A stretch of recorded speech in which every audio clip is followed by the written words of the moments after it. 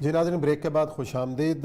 ہماری خوش قسمتی ہے کہ ہمیں ابھی جوائن کیا ہے تحریک لبیک کے منتخب امیر ہیں اور حافظ خادم رضوی صاحب کے بڑے صاحبزادے حافظ سعد رضوی صاحب نے۔ السلام علیکم حافظ صاحب۔ وعلیکم السلام حافظ صاحب، سب سے پہلے تو آپ سے ہم تعزیت کرنا چاہتے ہیں کہ آپ کے والد صاحب جو ایک بھرپور زندگی گزار کر اور جس طریقے سے اس قوم نے ان کو رخصت کیا ہے وہ بھی ایک قابل رشک مناظر تھے جو ہم نے دیکھے، اور اس کے بعد جو بہت بڑی ذمہ داری کا بوجھ جو ہے وہ آپ کے کاندھوں پر آ گیا ہے تحریک لبیک کی، اس حوالے سے بھی ظاہر ہے آپ کی ذمہ داریاں ہیں۔ پہلے تو آپ صاحب ذرا بتائیے گا کہ یہ جیسے ہی ہمیں خبر ملی تھی حافظ صاحب کے انتقال کی، بڑی شاکنگ نیوز تھی پورے پاکستان کے لیے کہ 2 دن پہلے وہ اسلام آباد سے آئے، وہاں پہ لوگوں نے ان کا خطاب بھی سنا، پھر ایک دم خبر آتی ہے، پھر ہماری اس دن آپ سے اولیاء صاحب کی بات بھی ہوئی، آپ نے کنفرم بھی کیا۔ تو آخری لمحات جو تھے ان کے حافظ صاحب کے، ذرا ان کے بارے میں بتائیے گا قوم کو کہ گھر پہ آپ جیسے ان کو منتقل کیا اور جب آخری بات چیت آپ کے ساتھ کیا ہوئی تھی حافظ صاحب؟ جی، آخری وقت میں قبلہ کے پاس ہی تھا اور مجھے کچھ کارکنان کی گرفتاری کی خبر آئی۔ اس کال کو لینے کے لیے میں باہر گیا اور ان معاملات کو دیکھنے کے لیے، اور تھوڑی دیر بعد مجھے گھر سے آواز آئی کہ فوراً آپ ادھر آئیں۔ میں جب آیا تو حضرت کی طبیعت بالکل بگڑ چکی تھی، اور میں نے کوشش کی، لیکن میں نے جب نبض پہ ہاتھ رکھا اور ساری چیزیں دیکھی، آپ اس دنیا فانی سے رخصت ہو چکے تھے۔ اچھا، لیکن اس سے پہلے ان کی کوئی طبیعت بگڑی اسلام آباد سے آ کر کہ کیا تھی کیفیت ان کی؟ ہم نے آخری تقریر ہم نے سنائی ہے، اس کے اندر بھی وہ ذرا تھوڑے سے بیمار محسوس ہو رہے تھے ہمیں۔ بلکہ میری بات بھی ہوئی تھی، آپ نے کہا کہ پھر آپ نے ذمہ داری بھی لگائی تھی اپنے ان کی، کیونکہ ہم دھرنے کے بارے میں بات کرنا چاہ رہے تھے، تو میرے خیال ہے وہاں بخار کوئی آنسو گیس کی زیادہ شیلنگ ویلنگ کا کوئی اثر تو نہیں زیادہ ہوا تھا وہاں پر؟ نہیں جی، حضرت نا یہاں سے قبلہ ہمارے قائد محترم مرشد وہ جب یہاں سے فیض آباد کے لیے روانہ ہوئے تھے تو اس سے 2 دن پہلے آپ کو سخت بخار تھا، اور جب آپ پنڈی پہنچے تو آپ بخار کی حالت میں تھے، اور جب آپ وہاں آئے فیض آباد میں تو تب بھی آپ کو ٹیمپریچر تھا 102 3 4 کے درمیان شدید ٹیمپریچر تھا۔ جب آپ واپس آئے تو یہی حالت رہی کہ نارمل ہو جاتا تھا، پھر دوبارہ ٹیمپریچر، اور یہی صورتحال جب آپ کو پہلے کبھی ٹیمپریچر ہوتا تھا تو اسی طرح حالات رہتے تھے۔ جی، بس آپ کو کوئی کرونا کی علامات کا تو شبہ نہیں ہوا کہ جس طریقے سے آج کل وبا پھیلی ہوئی ہے، کرونا کی علامات کے حوالے سے بخار نہیں اترا تھا یا کھانسی، تو ایسا تو کوئی شبہ نہیں گزرا؟ نہیں جی، نہ آپ کی چھاتی بند تھی، نہ آپ کا گلا خراب تھا، ایسی کوئی بات بھی نہیں ہے، یہ غلط افواہیں پھیلائی گئی ہیں۔ اچھا یہ تو خیر اس لیے میں کلیئر کرنا چاہتا تھا کہ لوگ افواہوں سے نکل جائیں۔ اصل مسئلہ یہ ہے کہ اتنا بڑا جو جن کا جنازہ ہوا ہے اس نے ایک دفعہ یہ ثابت کر دیا ہے کہ اس امت کے لیے سید الانبیاء صلی اللہ علیہ وآلہ وسلم کی اس لیے جان دینے کے لوگ اسے تیار ہیں۔ مطلب آپ سوچ سکتے ہیں کہ یہ ایک روح ہے اس پورے پاکستان کی۔ یہ بتائیے گا کہ تحریک لبیک سے اب لوگوں کی بہت توقعات وابستہ ہو گئی ہیں، اگرچہ کہ یعنی میں ابھی بتا رہا تھا اسی پروگرام میں کہ واحد پارٹی ہے جس کا میڈیا نے بائیکاٹ کیا، لیکن اس کے باوجود بھی کتنی اللہ تعالیٰ نے اس کے اندر برکت عطا فرمائی۔ آپ یہ بتائیے گا کہ آئندہ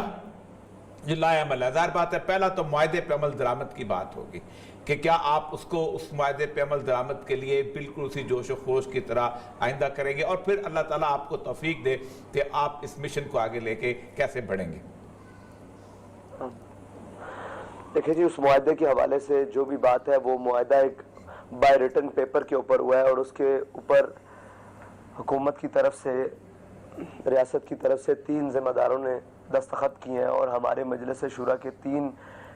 ذمہ داران کے دستخط ہیں۔ اگر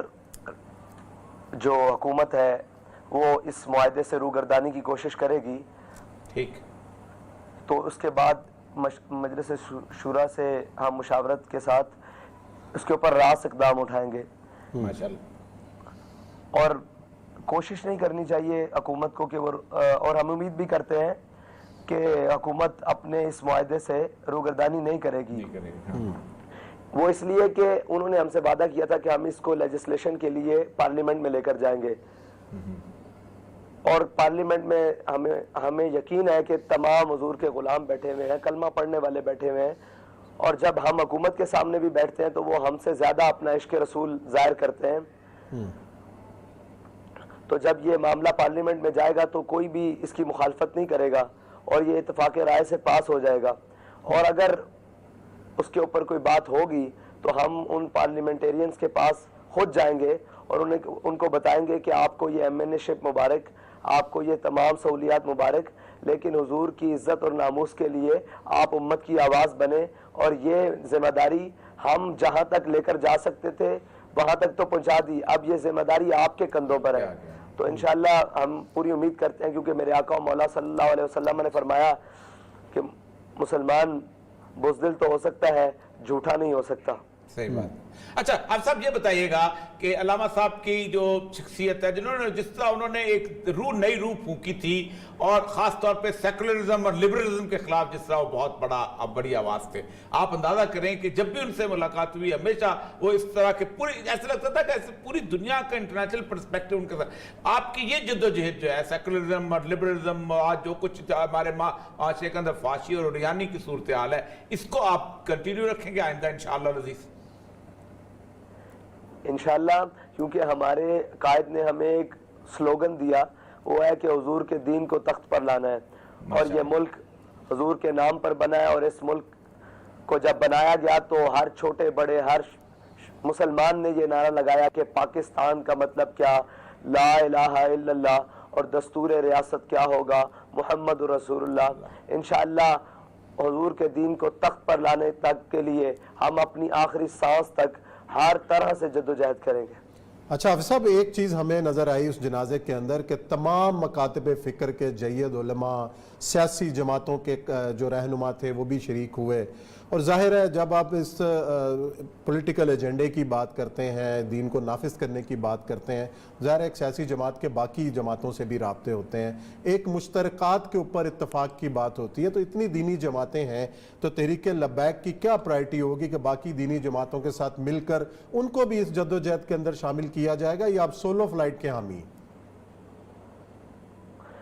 نہیں جی، سیاست میں تمام دروازے کھلے رکھے جاتے ہیں، لیکن مسئلہ یہ ہے کہ اس کے اندر، ہماری سیاست کے اندر سب سے پہلے حضور کی شریعت کا معاملہ ہے، حضور کی ناموس کا معاملہ ہے، حضور کی ختم نبوت کا معاملہ ہے. جب وہ لوگ ہماری اولین ترجیح پر آ جائیں گے تو ہم ان سے بیٹھ کر بات کر سکتے ہیں، لیکن اگر وہ اپنی ہی ترجیحات کو آگے رکھیں اور ہم سے یہ توقع کریں کہ ہم کسی کے بارے میں نرم گوشہ رکھتے ہیں یا ہم کسی کے ساتھ مل جائیں گے، تو یہ کیسے ممکن ہے؟ ہم فیض آباد میں شیل کھاتے رہیں، فیض آباد میں لاشیں اٹھاتے رہیں، ختم نبوت کے لیے سارے معاملات کرتے رہیں، اور کسی کے لبوں کو جنبش تک نہ آئے، تو ہم کسی کی سیاسی ترجیحات یا کسی کے رنگین نعرے یا کسی کی ذاتی مفادات کے اوپر کیسے جا سکتے ہیں چل کے؟ پہلے تو وہ ہمارے ساتھ اس معاملے پر آئیں جو معاملہ ہمارے ایمان کی اساس کا ہے، پھر ان سے دوسرے معاملات پر بیٹھ کے بات کی جا سکتی ہے. اچھا یہ بہت امپورٹنٹ اہم ترین چیز ہے کہ خود بھی آیا دین آیا. مجھے اطلاع یاد ہے کہ ایسا وہ نعرہ لگایا کرتے تھے کہ کیفیت طاری ہو جاتی تھی. اصل میں دین کے نفاذ کے لیے آپ نے کتنی خوبصورت بات کی، ترجیح اول آپ کی جو ہے اس کے اوپر طے کر دیا جائے. تو ترجیح اول کے حساب سے مجھے لگتا یہ ہے کہ آپ کو تو باقی کتنی بڑی تمام سیاسی پارٹیوں کے مقابلے میں کھڑا ہونا پڑے گا. تو یہ مجھے بتائیے گا کہ آپ کی آئندہ جو ہے اس اتنے بڑے کراؤڈ کی تنظیم سازی جو ہے اور اس کو ایک لڑی میں پرونا، اور اس کے ساتھ ساتھ آئندہ کی صورتحال کہ آپ کیسے اس کے لیے تیاری کرنا، اس کے لیے آپ کیا لایا عمل ہے؟ دیکھیں، ہمارے قائد ایک تمام جماعت کے روح رواں ہر چیز انہوں نے بنائی، لیکن ایک ان کی خصوصیت تھی اس جماعت کے مستقبل کے لیے، اور مستقبل کے لیے بھی، اور ان کی حقیقی دلی آواز بھی تھی کہ انہوں نے پوری جماعت میں کسی کا ذاتی نعرہ نہیں لگنے دیا، بلکہ اپنا بھی ذاتی نعرہ نہیں لگنے دیا. اور جب بھی مجھے امید ہے اس امت مسلمہ کے، ان مسلمانوں کے بیٹوں سے، ان پاکستانی باسیوں سے امید ہے کہ جب بھی میدان میں یا کسی بھی گراؤنڈ میں، کسی گلی کوچے نگر میں لبیک یا رسول اللہ کا نعرہ لگے گا تو یہ قوم اسی طرح جمع ہو جائے گی حضور کی غلامی میں اپنا اظہار وفا کرنے کے لیے. جی بہت اچھی ہے, یہ بہت بڑی بات ہے, یہ باقی صحیح بات ہے. انہوں نے کسی پیر کا نعرہ لگنے دیا, نہ اپنا نعرہ لگنے دیا. تو ابھی بریک پہ رہیے گا. چلیں جی ہم یہاں پہ رہتے ہیں, آپ سب بریک لے رہے ہیں, بریک کے بعد آئیں گے اور آپ کی جو ترجیحات ہیں اور کس طریقے سے لے کر اور جو چیلنجز کو لے کر آپ آگے بڑھیں گے اس پہ کریں گے گفتگو.